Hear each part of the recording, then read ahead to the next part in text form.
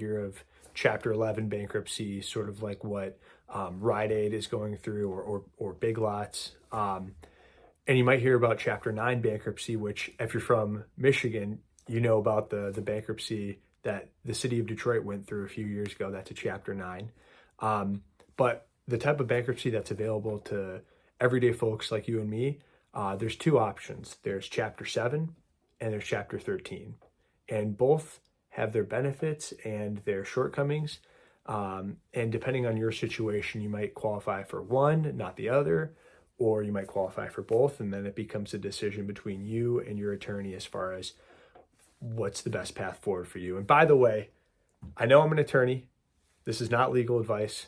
I'm still just some guy on YouTube, as the famous John Skiba, another attorney, says. So don't take your advice from me. If you want to learn more about bankruptcy and you're in Michigan, my contact information is below. If you're not in Michigan, still reach out. I can connect you with somebody from your state who might be able to answer more of your questions. So with that being said, Chapter 7, Chapter 13, what's the difference? Well, there's a few things that make one more appealing than the other. Now, if we're going to analyze Chapter 7 and Chapter 13, we should probably go through sort of major categories where there are differences. Now, first, the purpose of each. So the purpose of a Chapter 7 is to be a liquidation. So it's a liquidation. That means the court's going to look at your assets if you're in Chapter 7 and see if you have a certain amount of equity in your house, if you have a certain amount of equity in your car, if you have any valuable antiques or collectibles.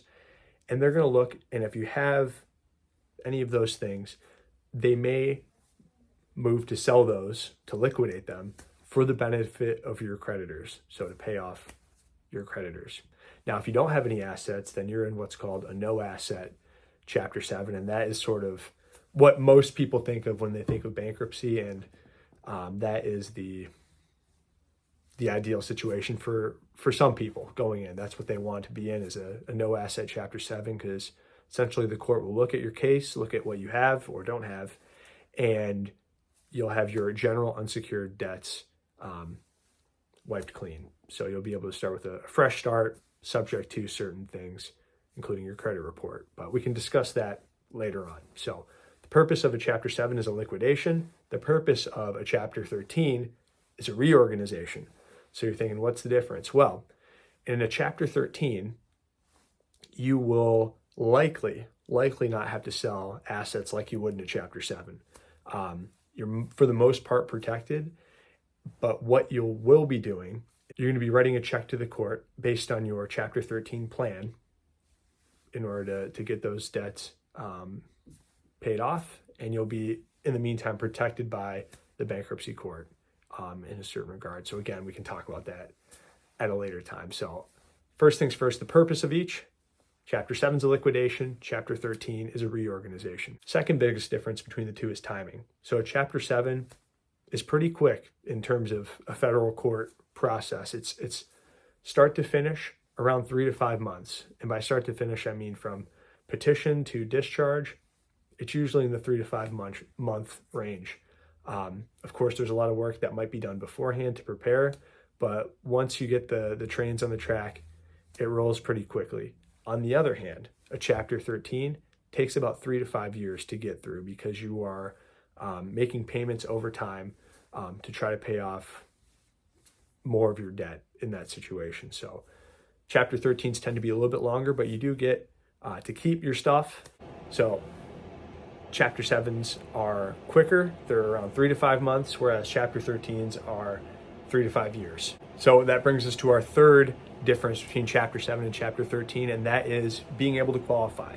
So in general, what you might talk about with your attorney is what assets you have. So first and foremost, if you have a lot of equity in your home, if you have a lot of equity in your car, if you have a lot of things that you just don't want to sell, you might consider a Chapter 13 in order to protect your assets. Now, if you're still interested in a Chapter 7, what you're going to have to do is you're going to have to qualify under the means test. That looks at the general median income for whatever state you're in. And if you fall below that number, you generally can qualify for Chapter 7. And if you're above that number, There's some things you can do as far as looking at your budget, but in general, you're going to want to probably anticipate going into a Chapter 13 if you're at that stage and if that's what your attorney decides is best for you. Again, I'm just some guy on YouTube. This is not legal advice. I am an attorney. It's not legal advice, though. So, with that being said, you have to qualify for a Chapter 7. Now, a Chapter 13 is also called a wage earners plan. So that's typically designed for people who are solvent, who have money coming in, who have a stable income, maybe a higher income, but for whatever reason need to file for their bankruptcy protections. So those three things are pretty much the key differences between Chapter 7, Chapter 13. Of course, there's a lot more that goes into it, but just as a high-level YouTube video for educational purposes, those are the three key differences between Chapter 7 and Chapter 13. Again, my name's Joe Williams. I'm an attorney here in the great state of Michigan. If you're considering bankruptcy, please feel free to contact me at my contact information below. And I hope you have a wonderful day.